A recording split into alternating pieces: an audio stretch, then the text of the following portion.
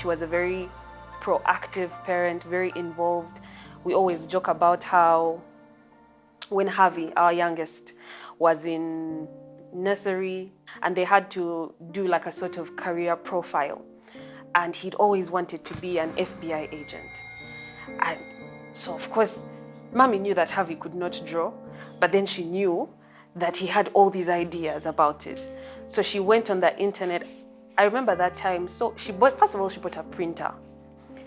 Went onto the internet, printed all these images. She didn't even know how the printer works. She just said, set it up, let's print the images, got these charts. She made an entire flip file of like sticking pictures and saying Harvey at graduation from the FBI Academy and things like that. So it was really hilarious because to top it all off, she also used her left hand to write so it could look like it was Harvey's handwriting. So that was Mommy. Because when we were in court one time, she asked the judge that she wants a break. Can we have a break? And the judge refused and said, no, let's finish up.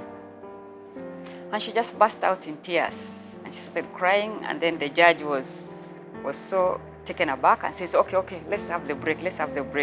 Then when we went to office, she was laughing so hard. She said, I needed the break, so I had to get it either way.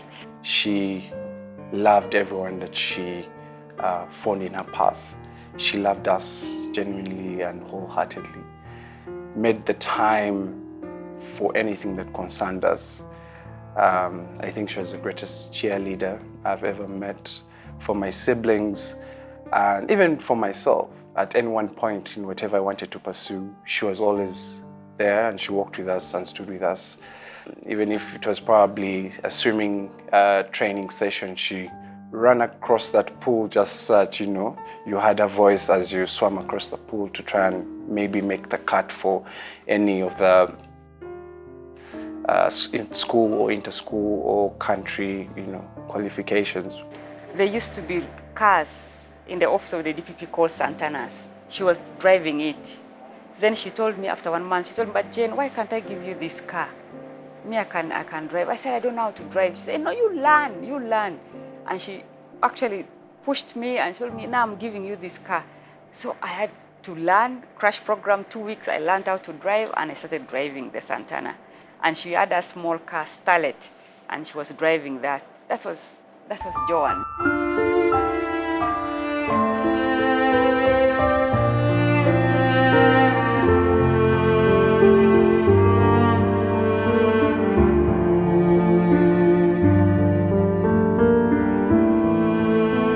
By then we didn't have a lead car, so we didn't have a car which maybe could open for us. So I had to turn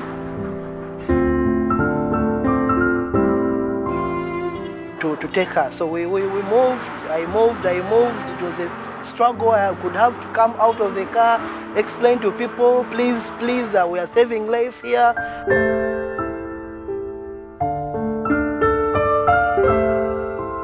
Off the road, come the vehicle, drive. Please. There are times we have to go to the pavement. There are times we have to drive on the right, go on the left. I don't pick calls when I'm driving, so I ignored it. Then I saw again. Then the person I picked, then I saw it was Grace Akulo. Then she kept on calling, so I had to park on the side of the road. And she just told me the worst news ever. And she told me, John has been shot. Then I said, what do you mean John has been shot? No, I just left her in office. I said, no, John has been shot. I said, no, it's not possible. You first cross-check. She said, no, I am here. Oh my God, that thing still rings in my mind.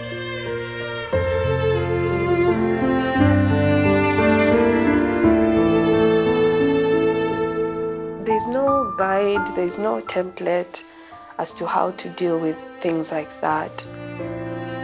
Sometimes I still smell the blood. Sometimes I still feel the weight of carrying her. I don't think it's something that anybody can ever recover from.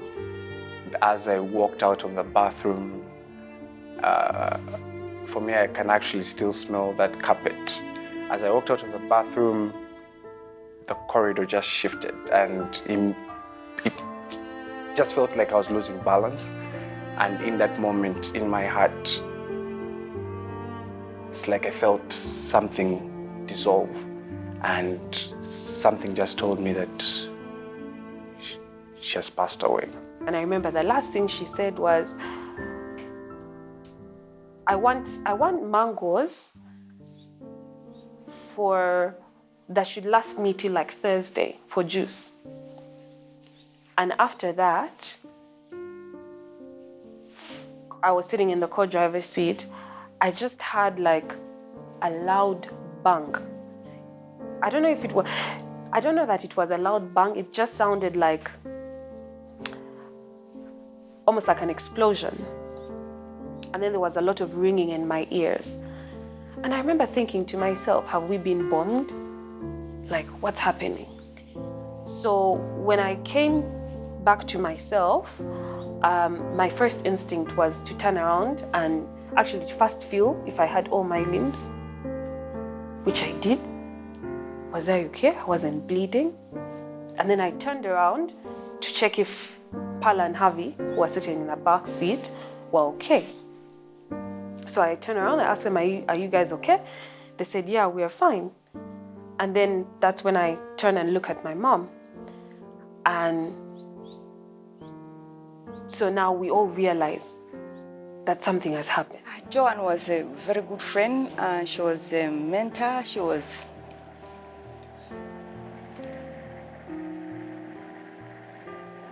my confidant. I don't think that I've thought about justice in the sense of we must put to book whoever did it. I don't think I have the strength for it. Maybe it's a trauma response. It's like it happened. So even if you show me somebody and you tell me that right there is the person who did this,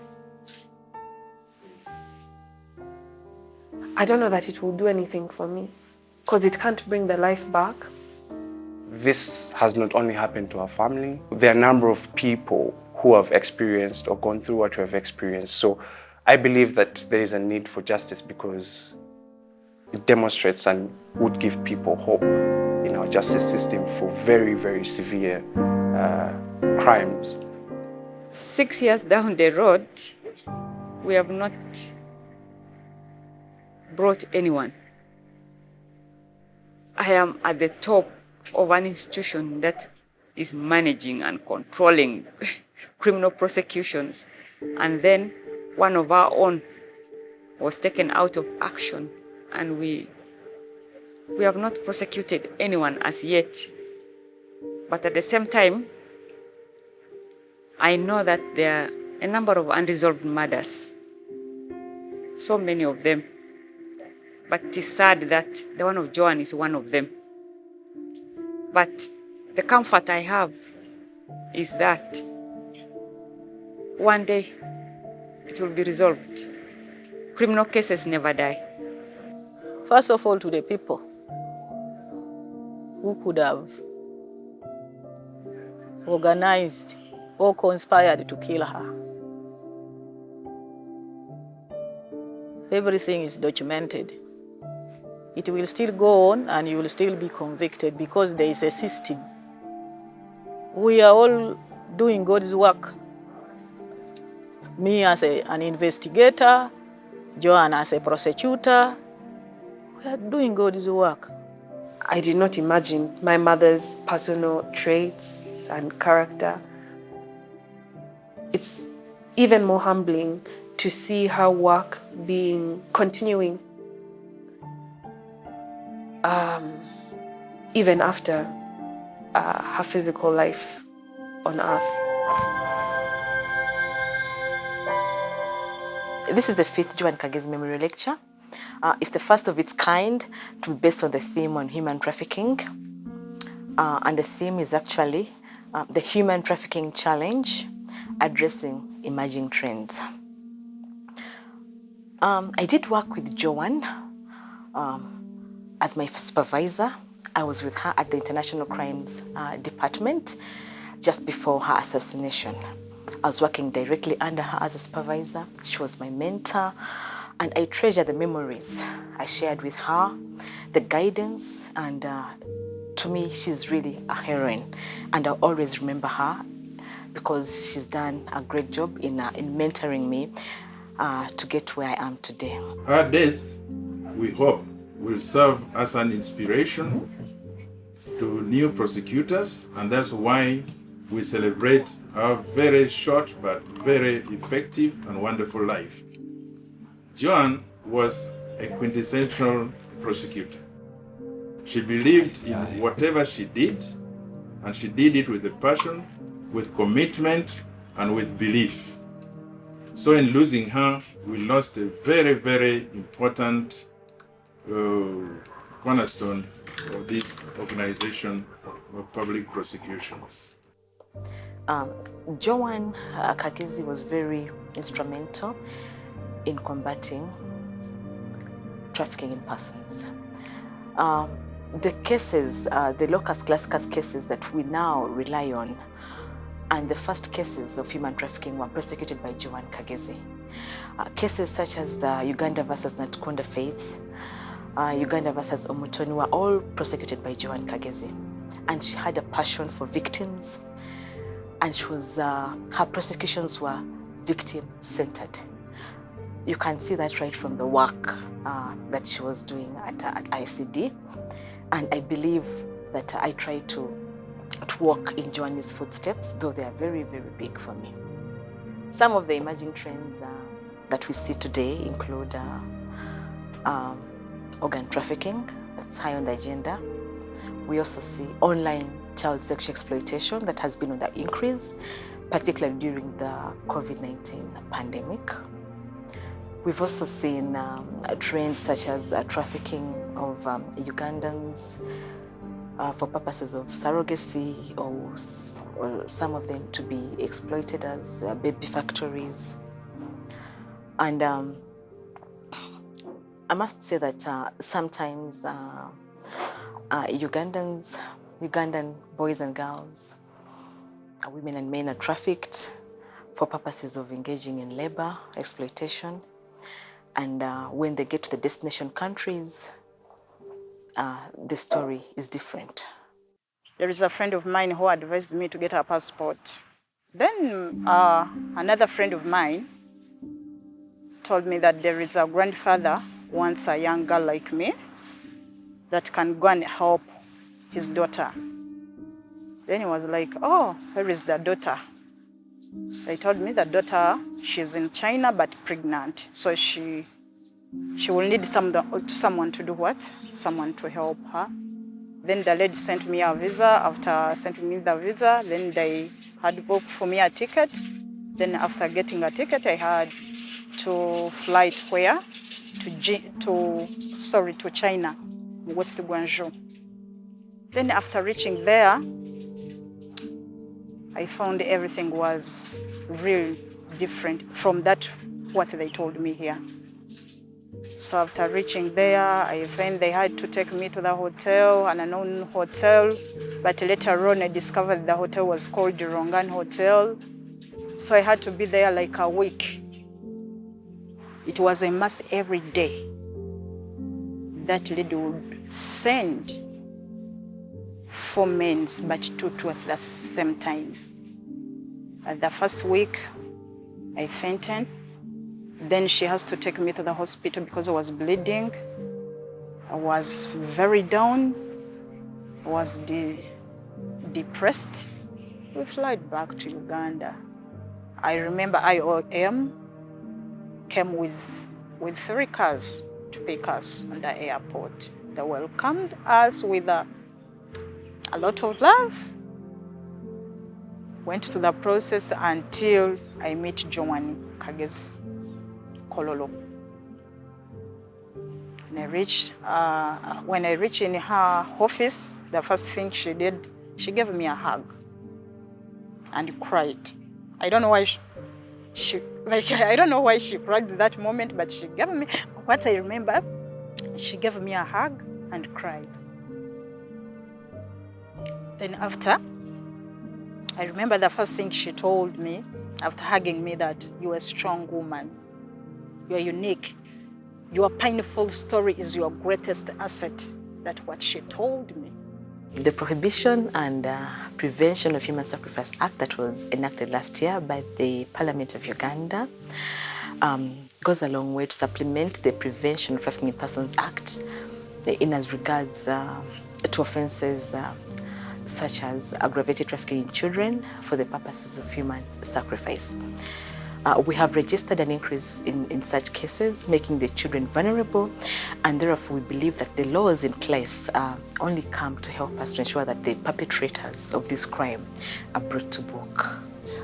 We have very many cases that we have even worked along with the Champs Child Care Ministries, cases to do with child sacrifice. And this one has not started now. We started in 2017, working closely with the organization to rescue children who had been victims of child sacrifice.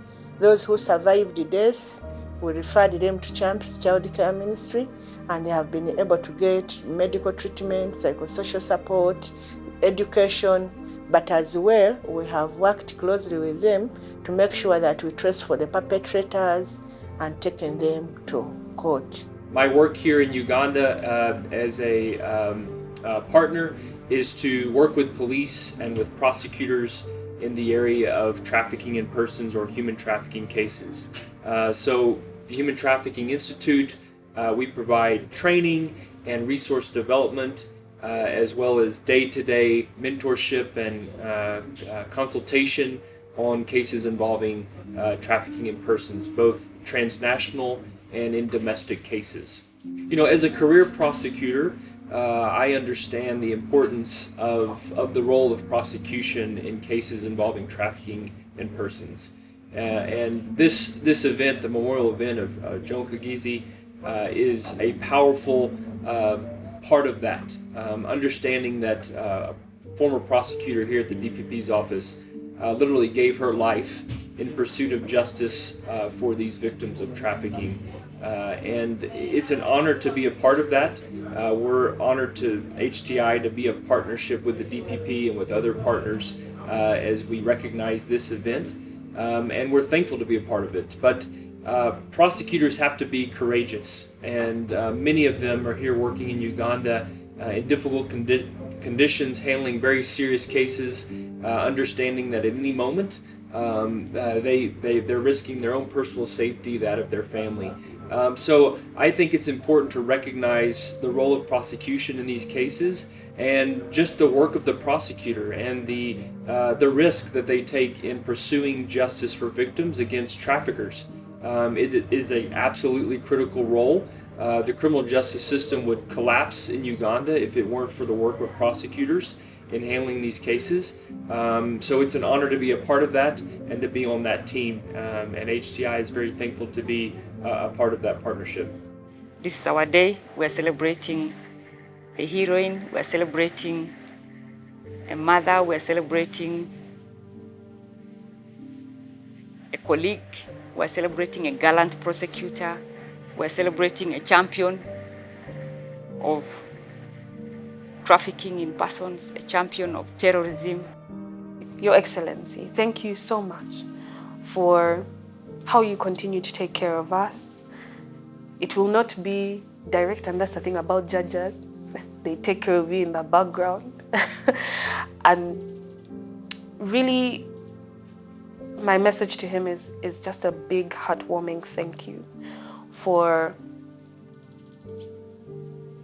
how much he has done and how much he's continuing to do at a personal level, taking care of us. But I also believe that at a national level, a lot of the things and decisions that the president is making. Champisi Child Care Ministry has been very supportive And without them, I don't think we would have been able to really have this 5th memorial lecture successfully. We have also had partnership from HTI, and of course our keynote speaker is from Operation Underground Railroad. And we want to say a big, big thank you. We can't thank you enough for coming in to be a keynote speaker in this very important event where our chief guest is going to be the head of state.